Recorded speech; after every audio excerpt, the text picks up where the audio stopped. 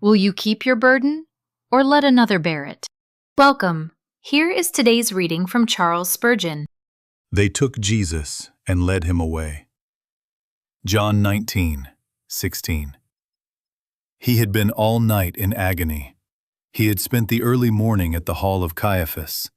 He had been hurried from Caiaphas to Pilate, from Pilate to Herod, and from Herod back again to Pilate. He had, therefore, but little strength left, and yet neither refreshment nor rest were permitted him.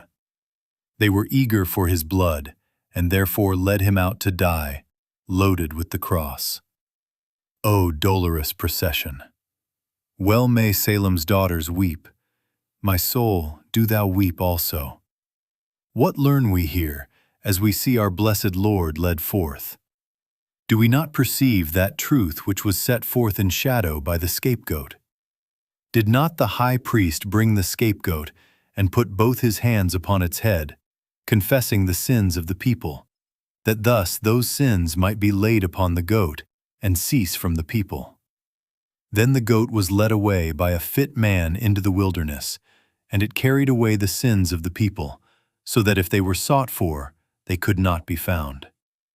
Now we see Jesus brought before the priests and rulers, who pronounce him guilty. God himself imputes our sins to him. The Lord hath laid on him the iniquity of us all. He was made sin for us, and, as the substitute for our guilt, bearing our sin upon his shoulders, represented by the cross, we see the great scapegoat led away by the appointed officers of justice. Beloved, can you feel assured that he carried your sin? As you look at the cross upon his shoulders, does it represent your sin? There is one way by which you can tell whether he carried your sin or not. Have you laid your hand upon his head, confessed your sin, and trusted in him? Then your sin lies not on you. It has all been transferred by blessed imputation to Christ, and he bears it on his shoulder as a load heavier than the cross. Let not the picture vanish till you have rejoiced in your own deliverance and adored the loving Redeemer upon whom your iniquities were laid. When the day begins and yesterday is already sitting on your chest, the cross comes near.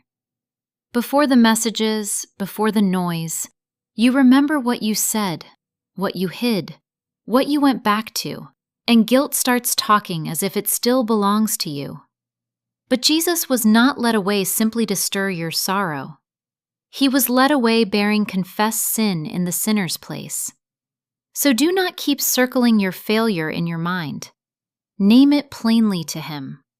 Put your hand, as it were, on his head, and trust him with that actual guilt. If you confess it to Christ, it is not still on your shoulders. He has carried it away. Let the morning begin there, with relief and thanks.